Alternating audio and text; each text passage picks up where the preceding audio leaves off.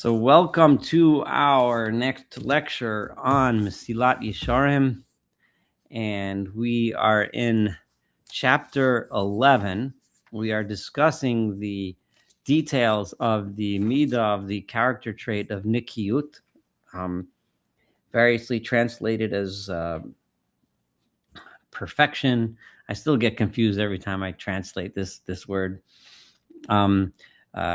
Cleanliness. However, but it certainly does. Cleanliness is certainly not a good translation. But doing things right, doing things the right way. Not just doing them half baked, but doing them, in a proper way. So we're gonna, we should every reason to finish tonight. And because I didn't have to make the hour drive, you guys are gonna have to suffer through some extra preparation that I had that I usually don't have. So but he's currently, so he talked about during this chapter 11, which was by far the longest chapter in this book. He discussed, for example, we started off talking about stealing, and there's obviously the commandment not to directly steal, not to run over and grab something from somebody else. But then he talked about that's just the basic mitzvah, right? But properly respecting boundaries between you and other people, and not taking advantage of other people, not taking, where it's not directly stealing, but it's still, if it's still not right. That's what nekiyut means. And so he went through all the different the mitzvot in the Torah, certain major categories. Lying, there's outright lies and there's little lies, but to properly not lie, to do it with the proper midah, the proper trait of nekiyut, you have to do it right. So now, and then the last section, he started talking about character traits, not specifically mitzvot, not commandments, but character traits, and how to achieve certain character traits or avoid certain negative character traits. And the last one he's going to do in this chapter today is the character trait of kavod, the pride, or it's not really arrogance in this sense now. It's pride. It's pride. It's self-pride, but a vain kind of pride, or vanity, or honor, the desire for one's personal honor. And he's going to make a bold statement, and then he's going to back it up. And he's going to say that, the other desires that we have that can lead us in life in the wrong direction, such as the desire for money, the lust for sexual indiscretions, or other pleasures, various pleasures that we pursue in this world, other desires in this world, they can be problematic, and pursuing them and not avoiding them and pursuing them inappropriately can lead us to ruin, can lead us to bad places. But nothing comes close to the desire for what we perceive as our personal honor, and our inability to be humble and accept our position in life, and our jealousy of other people for having the kind of honor that we perceive is due to us. And it's a bold statement, but then after he discusses it, you can decide whether you agree that this is the worst one. Yisera aleha chemdas hakavod. The desire for honor is even more than the desire for wealth. Okay.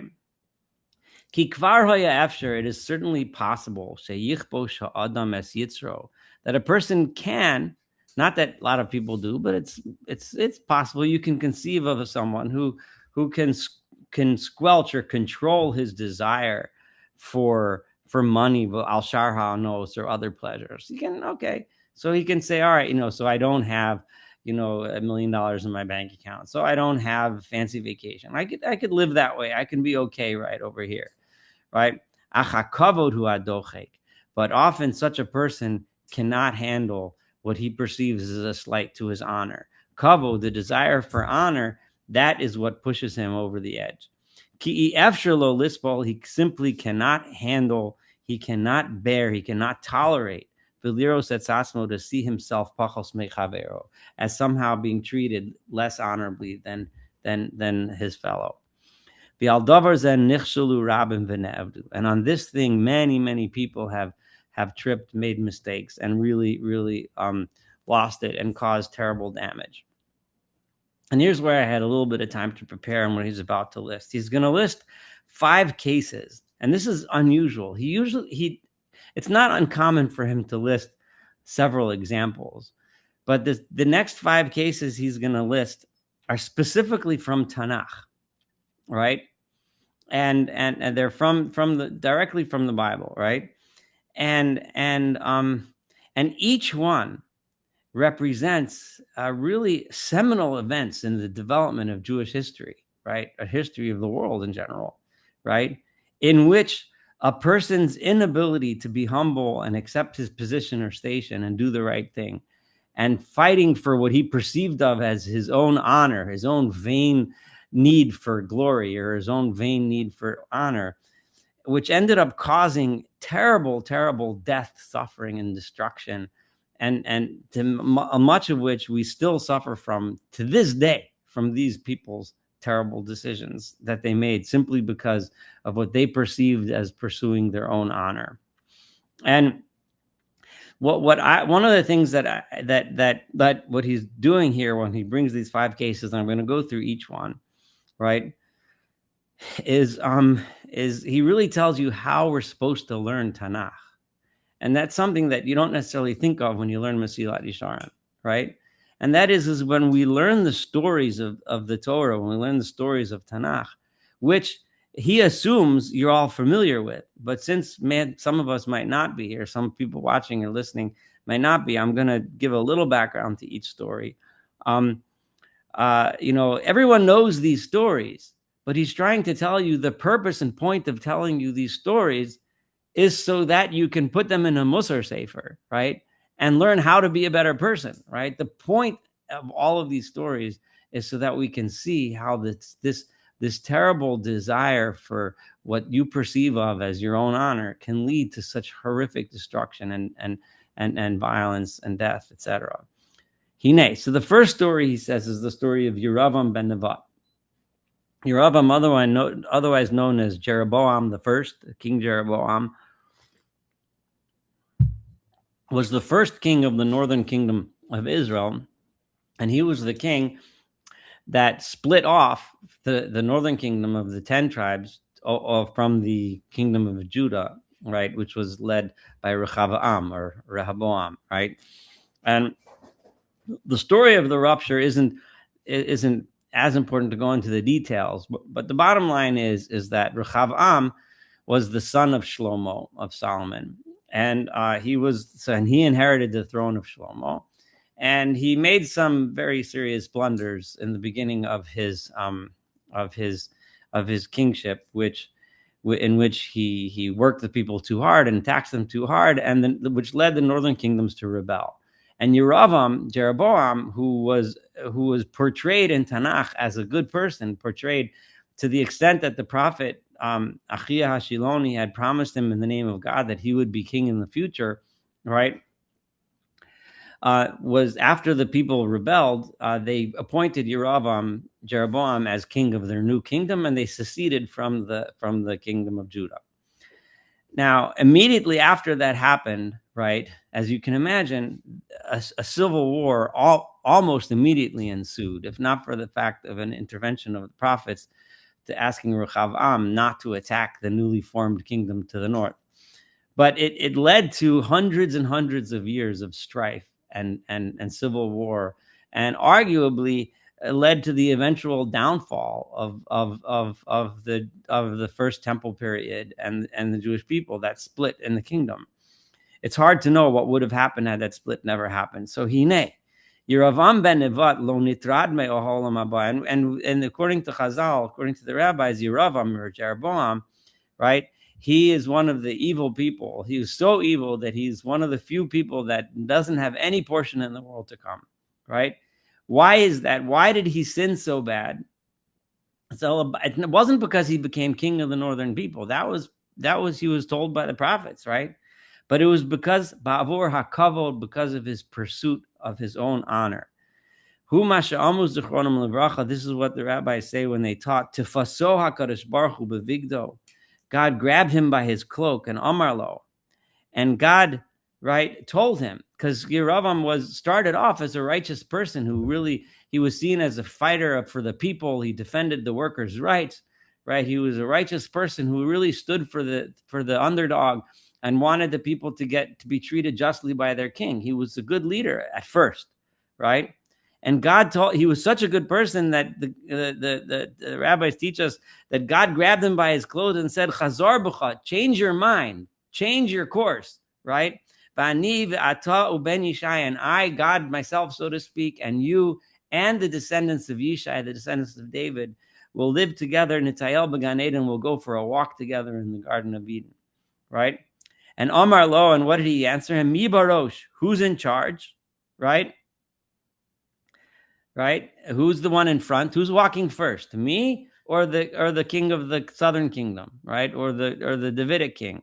And Amar Lo, God said, Ben Yishai Barosh, the Davidic king, he'll be first and you'll be second. Amar Lo Yachi Lo Ba'ina, I'd rather not walk with God himself through the Garden of Eden. I'd rather be condemned forever than stand behind that king of the south. When we look at the in the Malachim Aleph, Kings 1, chapter 12, verse 26, it says after Yeravam established the northern kingdom, right?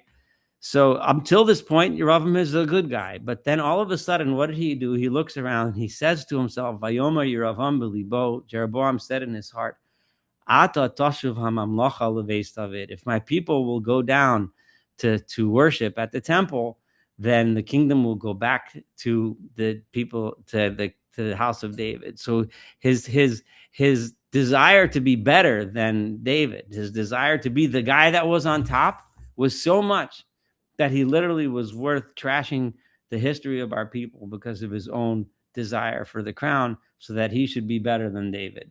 That's story number one. Story number two, and what he's going to really present to us, is that a central theme of the entire Tanakh, because he's drawing from all over Tanakh, is this idea that a single person's quest for honor wrecks our history, wrecks the people, and brings so much death and destruction. And we see this throughout history when a single maniacal leader, because of his insane quest and desire to be the greatest and the mightiest and the strongest and the most powerful and the most glorious and the most blah, blah, blah, blah, blah, blah, fill in the blank, right? The kinds of wars that they begin and the destruction that they wrought and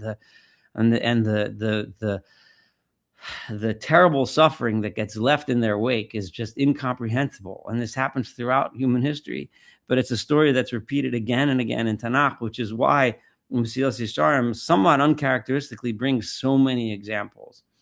And what is another story we all know from the Torah, which almost broke the relationship between God and the Jewish people, right? In the desert, right? Migaram leKorach, the famous Korach, right? Sheyovad hu v'chaladaso imo, that he and all of the people that were with him were swallowed up by the ground, and thousands of people died in a terrible disaster, almost ended the whole thing. El mipnei hakavod, it was simply his desire to have kavod, because someone else had an honor that he wanted, right? Umikram alehu, the pasuk says, the verse says, uvikashtem gam kahuna, right? When Moshe responded to Korach, he said, God gave you so much. He made you Levites. He gave you so much. He treated you so well. But because you didn't get one more thing, you weren't the Kohen, you weren't one of the priests. So therefore, that you need to ask. Therefore, you're starting a whole rebellion, right? But that desire, because he just couldn't tolerate watching someone else have some position that he thought he should have, because of that, thousands of maybe not innocent people, but thousands of people died because of that disaster, just because he decided that he needed to be the big boss, right? And our rabbis taught us, they taught us why? Because he saw Elitzaphan ben Uziel was the Nasi, was appointed as the officer, the prince in charge of his tribe. He wanted to be the guy, right? And because of that, it started the whole thing. He was upset that he wasn't chosen as the guy in charge, and he didn't win the election. So he decided to cause terrible, terrible destruction, and ended up thousands of people died because of his because of his quest for honor, thousands of people ended up, literally swallowed by the earth. So again, another example of a disaster in Jewish history, right? A disaster in the history of the world because one guy gets slighted because of his honor and how he dragged everyone down with him. And then that's example number 2 of 5. Example number 3 is from the Miraglim, from the spies, the 12 spies, right? And according to our rabbis, now the Ramchal, the writer of the Mesilat Yesharim, right, was a well-known Kabbalist. And when he quotes from the Zohar, he calls that quoting from the rabbis, right? Because, that would, in his mind, that was a rabbinic work. And so even though we might look at it as a Kabbalistic work, but it's still part of our canon. And so the Ramchal is quoting here really a Zohar, and I'll read from you the Zohar a little bit so you understand, because where this comes from. So give me 1 second. So it says over here, Vayishlach osa Moshe. Moshe sent the spies. Kulam anashim. They were all great men. Kul hozakah habo. They were all very meritorious. They were righteous men. Bereshit Yisrael habo, and they were leaders of the people of Israel. However, they spoke among themselves something which caused them to go down a bad path, a path which was a really bad piece of advice. Am I not later? Why did they take this bad path? It's because they said, if the people, now we're wandering around the desert, but if we were to enter the land, right, then we're going to be passed over from being leaders, right? We're not going to be appointed as leaders because everyone's going to be a landowner. Everyone's going to be special. And we're not going to be special anymore, right? Now we're all wandering in the desert. So we stand out as special people, but we go into the land. All of a sudden, we won't be great anymore, right? So V'yimne Moshe Reish Nachron, and then Moshe is going to go and find other people that are better than us. In the wilderness, we seem to be great, but in the land, we're not going to be so great. And because of that, that's why they died. So think about it. According to this Zohar, right, the entire tragedy of being stuck in wandering in the wilderness for 40 years is because, and it's a classic thing, like when a person is always worried, here right now I'm the big boss because everyone's sitting around, nobody knows anything, and I know a little bit, so I'm better than everybody. But if we go to the big city, if we go to the big university, which might be, everyone else might be much better off, but if we go there, I'm going to be a nobody, right? So I don't want to go there. And then you lead everyone astray and you tell them, no, don't go there. Don't be a part of that, right? Why?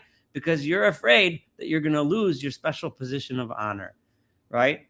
And for that reason, right, we wandered in the desert for 40 years. An entire generation had to die, right? All of the suffering that resulted from the sin of the spies, right, resulted a suffering which we still cry about on Tisha B'Av, on the 9th day of Av every year, right? Why? Because they didn't want to lose their positions of honor, right? Unfortunately, we see these things all the time. If you just look around, read the news for 5 minutes, you'll see it every day in almost every paragraph, in almost every article, in almost every newspaper, right? Well, if there even is a newspaper nowadays, whatever you're reading, you know what I mean, right? So it's because of that, they said bad things about the land of Israel. They caused they and their entire generation to die early, because they were afraid that maybe they wouldn't have so much honor if they go into the land. That they won't be the big princes in charge, right? Or chiefs, or whatever Nasi is translated best as. And God forbid somebody else take the honorable position and not us, right? And that's example number 3 out of 5. Example number 4, and this is the story, of course, of Shaul, right? And the beginning of the story of King of Shaul, the first king of Israel, Saul, right? When David was one of his generals, right? so in Saul's war, this was a time when King Saul was a successful and well-respected king and a strong military leader and had unified the people, and they were winning battles all over. But his most successful general was David, right? So in the pasuk says, right, the famous pasuk, the women would sing and dance when the men would return from war, right? And what was the song that they were singing? Hika Shaul ba'alafav.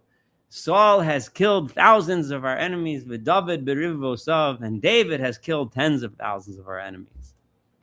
So they were giving more praise to David than Saul, right? So because well,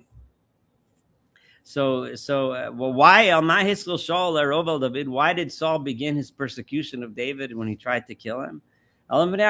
Simply because of honor, because he was insulted that when the women were singing songs, when they were chanting in the stadium, right, instead of chanting Saul, Saul, they were chanting David, David, right? So that's the verse that I just translated. And Saul became really mad, and he really did dislike this. For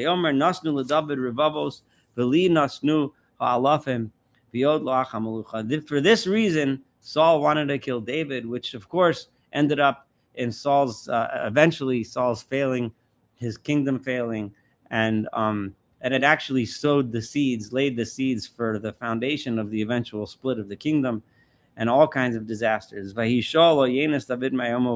there on, Saul was looking at David with jealousy.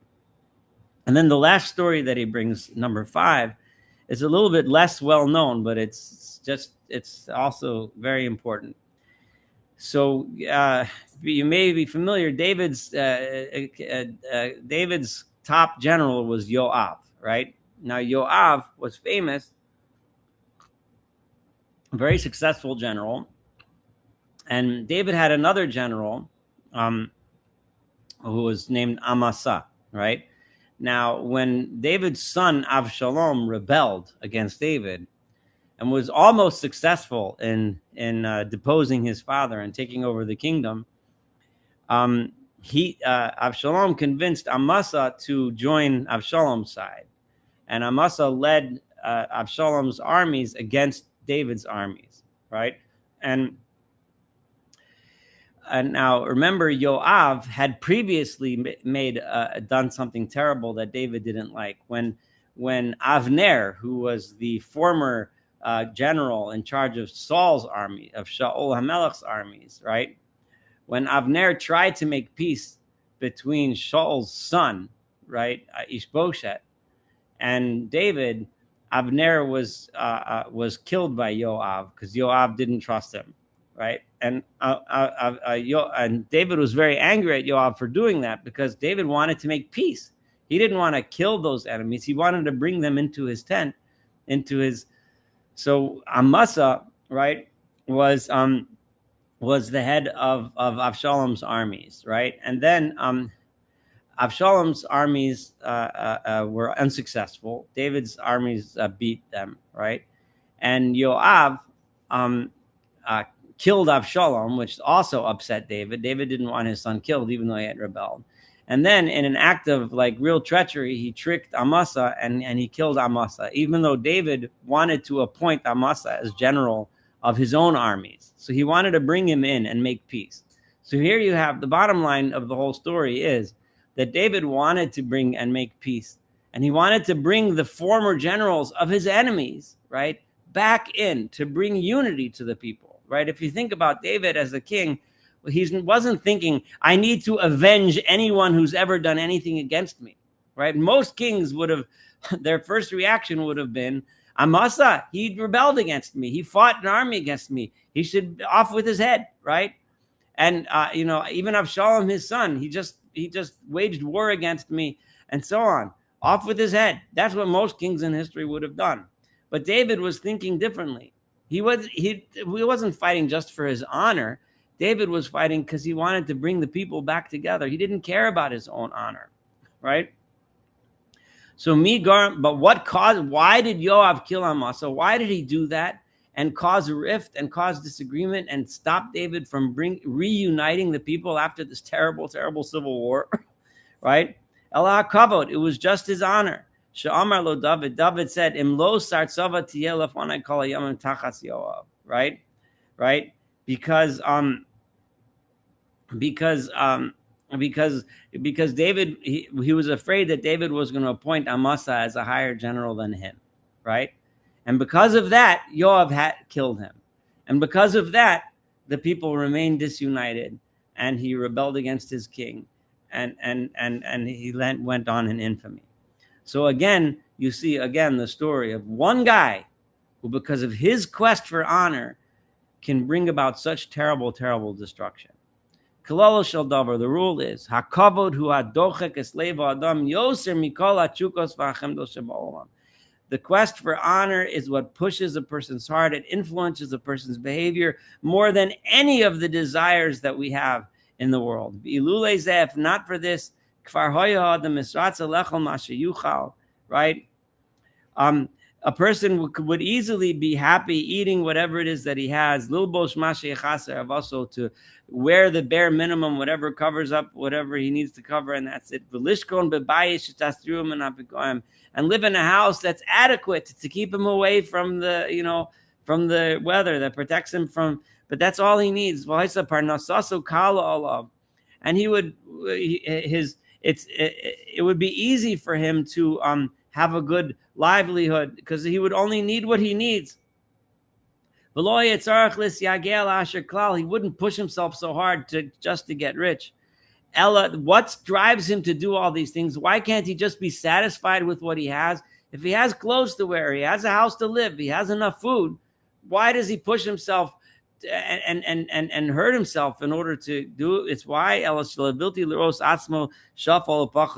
because he, God forbid, can't see that I'm, God forbid, less than that other guy. He'll never stop killing himself just in order to achieve so that he should be better than his friend. Jealousy and desire and honor rips a person out of this world. And they warned us, don't search out greatness in this world. Don't desire honor so much. How many people are there in this world that they can be hungry, right? And this is a really incredibly powerful thing he's about to say. And they're willing to lower themselves. They're willing to accept money, right, from charity, right? Maybe in a little hidden way, but they're willing to live in all kinds of ways. And God forbid they should work in a job that's not an honorable job, right? If somebody tells a person, I want you to go pick tomatoes, right? And you'll earn enough money to live, right? You know, how many people would turn down that job, right? Or they tell you, be the janitor in the school, right? Or a garbage man or whatever. And people will turn it down because of the honor and rather take money from tzedakah. Is there anything more ridiculous than that, right? They'd rather do nothing, which leads to just waste and getting involved in all kinds of crazy nonsense that you get involved with when you sit around and do nothing, right? Eventually leads you to steal. All sorts of sins. God forbid that anyone should look at them as somehow lowly, that they do a lowly job, right? And to somehow ruin what they believe to be their honor, right? However, the rabbis taught us that they have taught us consistently and constantly in the true proper ways. They said, you should love to do work, and you should hate and stay away from trying to achieve lofty positions, right? And they said, It's better to be the guy who strips the carcasses of animals in the market, which you can imagine as a stinky, lowly, bloody thing that is not this. It's the equivalent of the lowliest job you can get. Velo Tamar, and don't say Gaba Rabba. No, I'm some kind of great man. I'm too above that. Kana, no, I'm a Kohen. I'm a priest, right? If you that's how you what you need to do to make a living, then that's what you should do to make a living, right? They said, it's better for a person to do a job that you're not familiar with, something that's strange to you, something that's different to you, rather than be rely upon other people. So the rule being, how many people we know that will refuse to what they do, something that they perceive as making themselves look low in the eyes of others just because of honor, and they get themselves involved in situations at which they shouldn't be, and rely on other people for charity, or much worse, or end up having to resort to illicit activity in order to live. Klal hadvarim, the rule is as follows: hakavod hu min hamachsholos hayoser gedolim. This desire for honor is one of the greatest obstacles asher l'adam that a person has. V'yevshelo liyas'ev neman lekono, and it is impossible for a person to be a trustworthy servant of his Creator, as long as you're concerned so much about your own personal honor. Because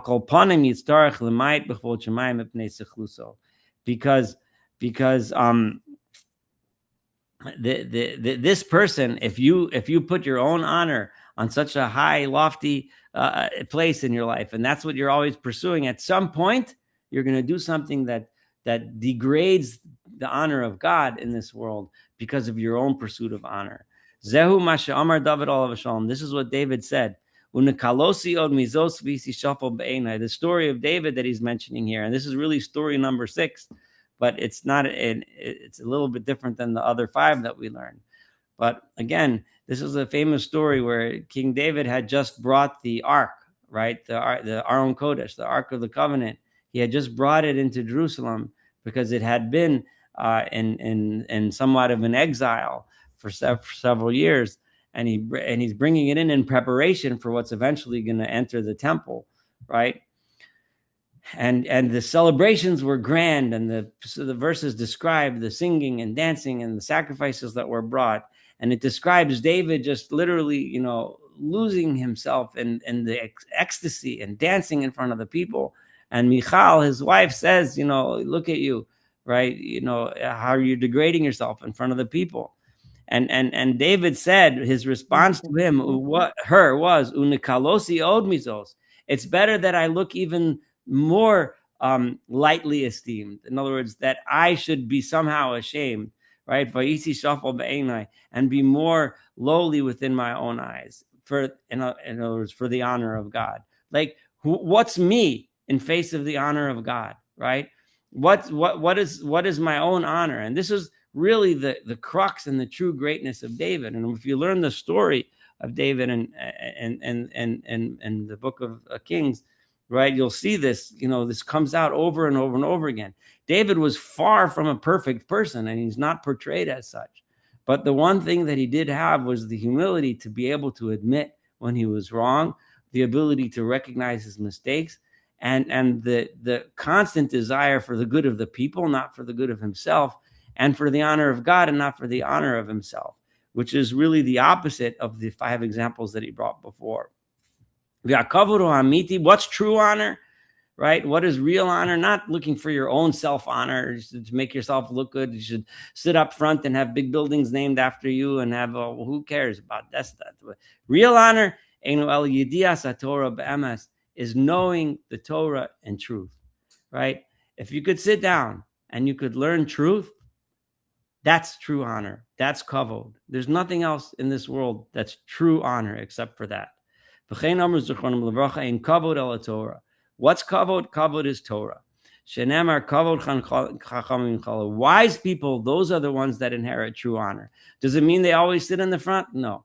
Does it mean they have big, tall buildings named after them? Maybe sometimes, but not usually, right?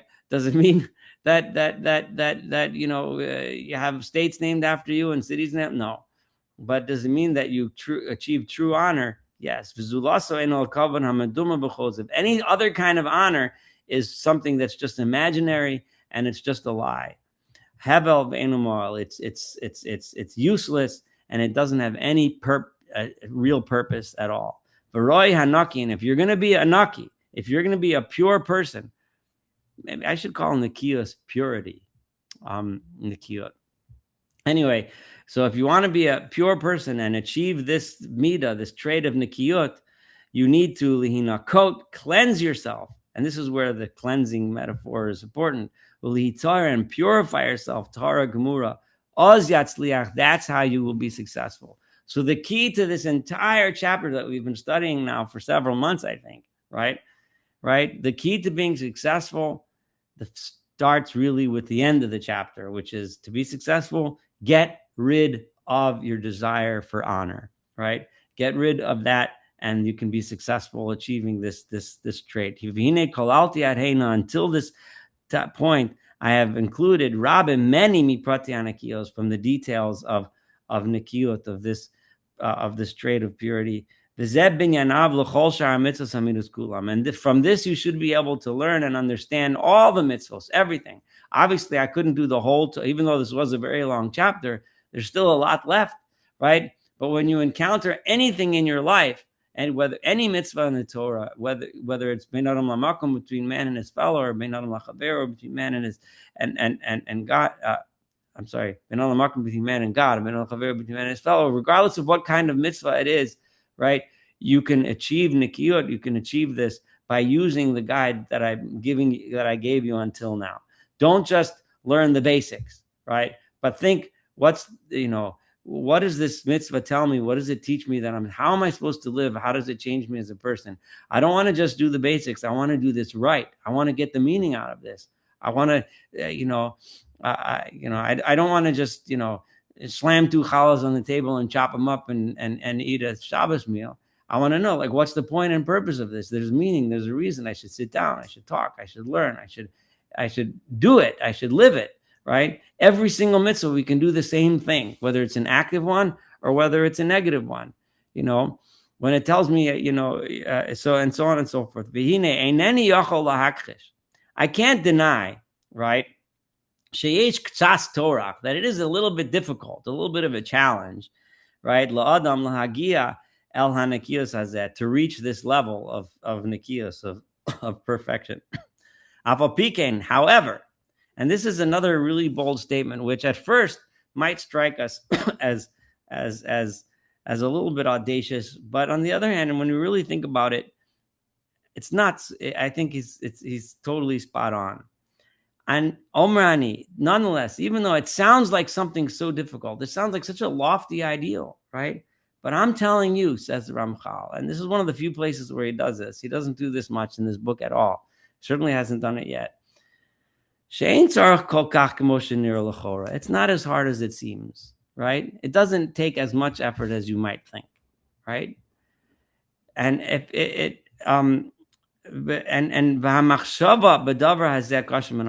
thinking about this is harder than doing it, because thinking about it might be hard, but once you think about it and then you set out to do it, you're going to find that it's easier than you think. If you put it in your heart and mind, right, and you decide, right, the kvios, right, in a fixed way, in a constant way, that you want to achieve this particular character trait, with a little bit of practice, right, it will turn out, you'll find out, you'll see that it's easier than you thought it was. I'm telling you that experience has taught me that this is true, right? It might seem hard, but then think for a minute. And I think what he means is that, the moment you choose to not do something, let's just take his first example way back in the beginning of this chapter where he talked about stealing, right? And he talked about, not stepping on someone else's boundaries, like, engaging in business practices which aren't necessarily stealing, but might be in a unfair way stealing someone else's customer, right?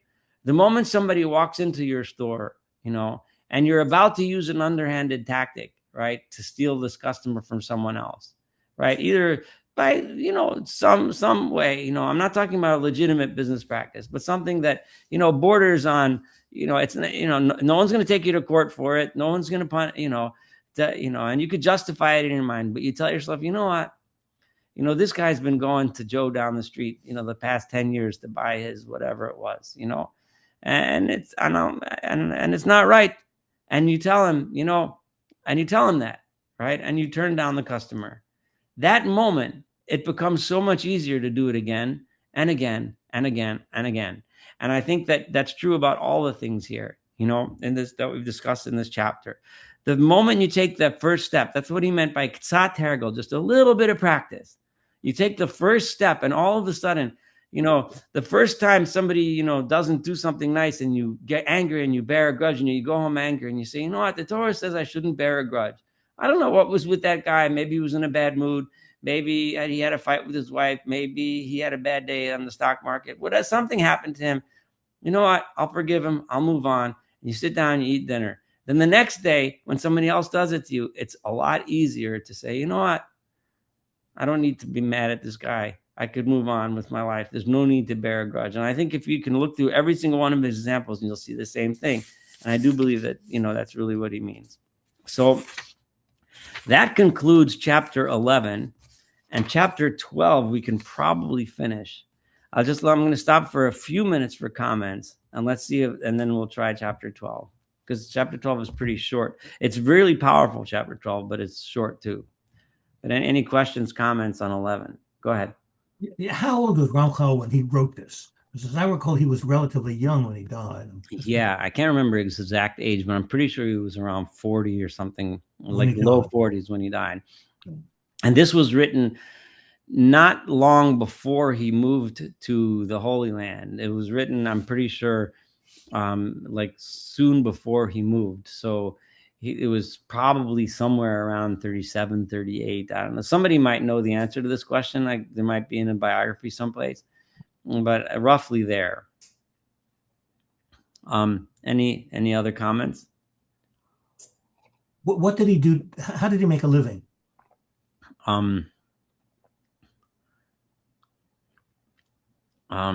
When he, it depends when. Did he grow up in money? Was he wealthy parents? I recall, because I'm trying to figure out how he could have.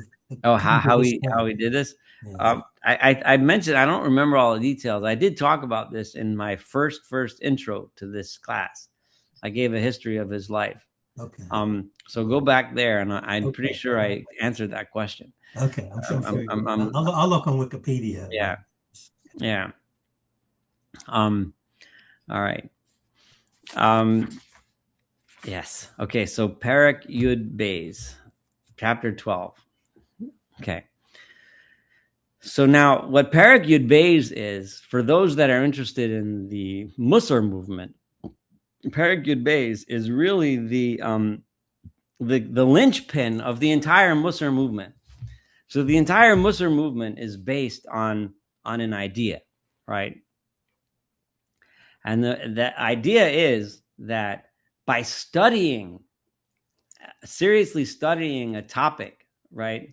A topic related to developing our character, right? To finding the sources in the Torah that discuss an issue, a character-related issue. And by studying it and poring over it and getting it into our hearts and minds in that manner, then it will translate into our becoming a better person, and ultimately, of course, translate into our better behavior, right? It's a concept, it's an idea that the entire Musar movement is based on, right? And this is not the first time he brought up this idea, and this is one of the most clear places where he makes this. Now, obviously, the Ramchal preceded what we know of today as the Musar movement by about 200 years, I think. No, maybe not quite 200 years, but a while, 150 years maybe, anyway. Whatever, but he preceded the Musar movement, but it still became one of the main texts of the Musar movement, because it represents this idea. If we study and we teach people to have better character traits, then they will develop them, right? So it's a psychological theory more than anything else, right? Whether it's true or not, you can sit and debate, right? But that's what the Muslim movement is based on. Does a person become a better person when we study these things? Do you and I become better after we study this together? Tomorrow, am I going to be less honor seeking because I just studied the thing about honor? I don't know. I mean, I hope so. But that's the point. That's why we're learning it, right? We're not just learning it for intellectual. We're learning to be better. So amiti, the right and proper way liknos nekiyut in order to achieve this trait is to constantly study the words of the rabbis in binyani halachos, whether it's regarding the laws, bin binyani hamusarim, or whether it's regarding ethics.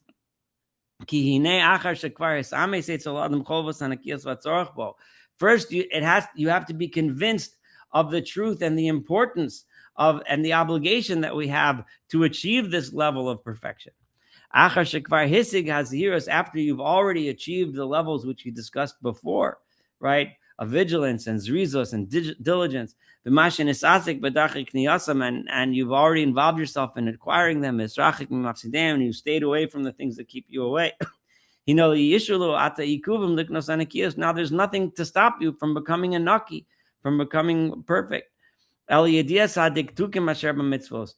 missing is knowledge. You need to now you need to know, what does the Torah command of me? What does the Torah want of me? And you have to study it, right? So you can be careful. When it comes to mitzvot that are in God, you need to know the law. You need to know the halacha. What does the Torah tell me I'm supposed to do in this situation? This situation, you got to study it, right? Well, that's unfair. I'm supposed to know the different branches. Again, how much am I obligated to do? What am I not allowed to do? What should I do? Etc. Etc. Right? Since it's very easy to forget these things, therefore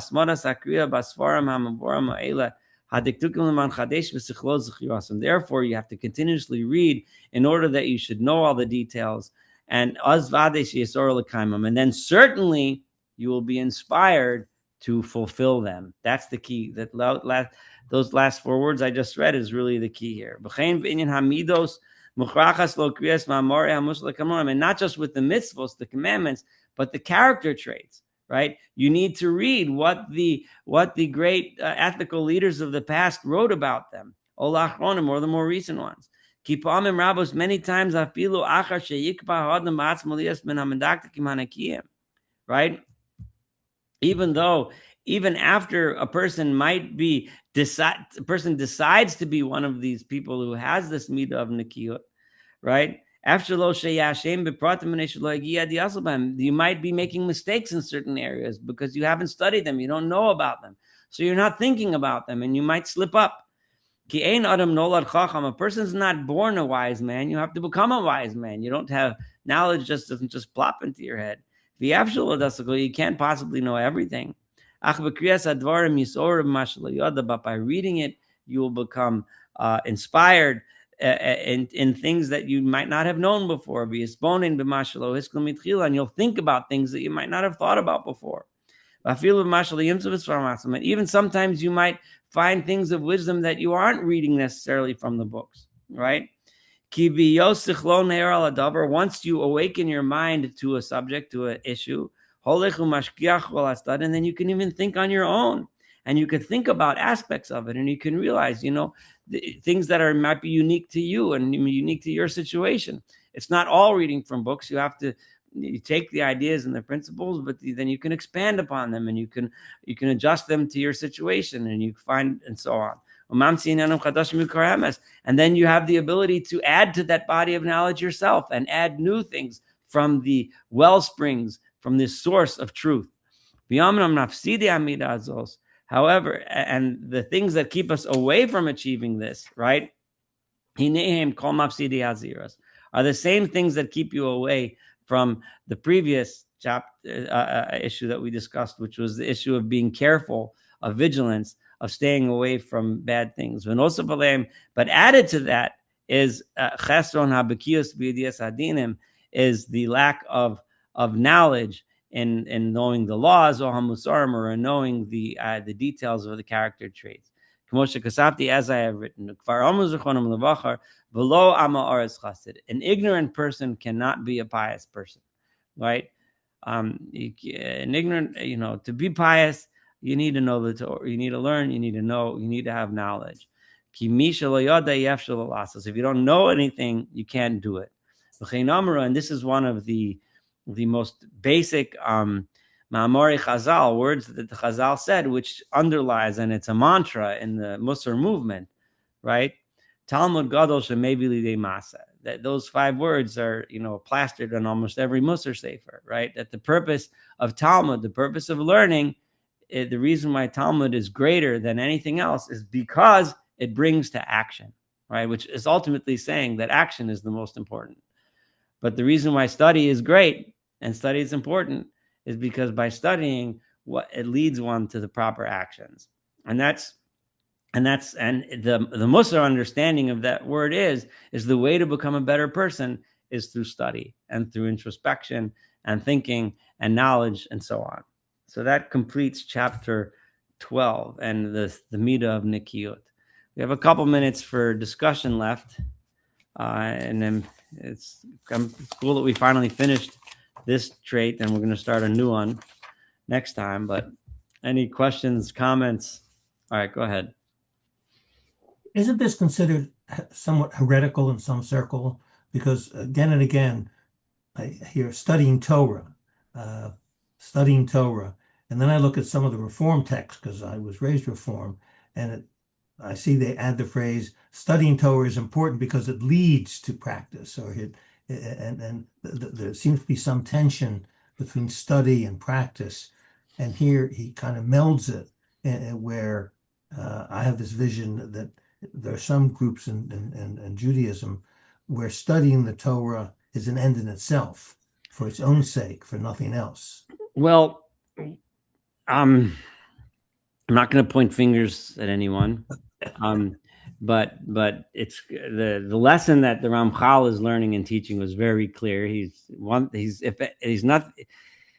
nothing else if not an incredibly clear writer. He leaves no ambiguity, right? So, but the other thing is what you're really referring to is generally considered to originate with Reb Chaim of Volozhin, who wrote the famous book, The Nefesh HaChaim, right?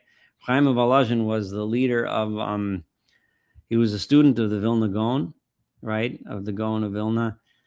And he started, and he's really considered like the founding father of the Lithuanian Yeshiva movement, right?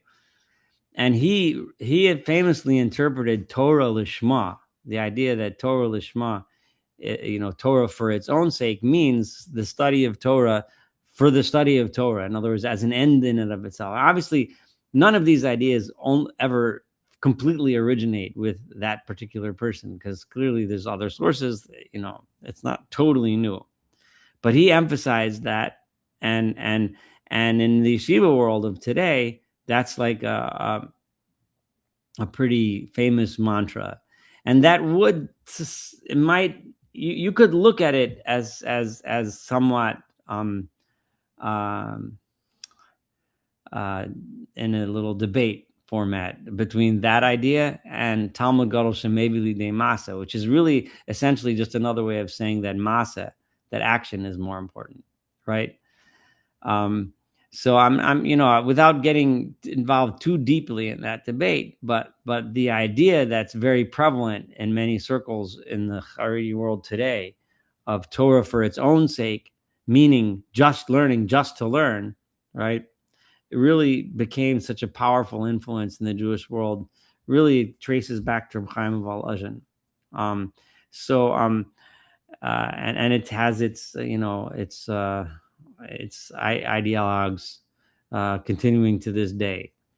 But the Gemara that says Talmud Gadol and Mevi Lidei Masa is a well-known Gemara, and the Musar movement, which interestingly was to some degree at odds with the rest of the Lithuanian Yeshiva movement. There was friction between those two movements, right?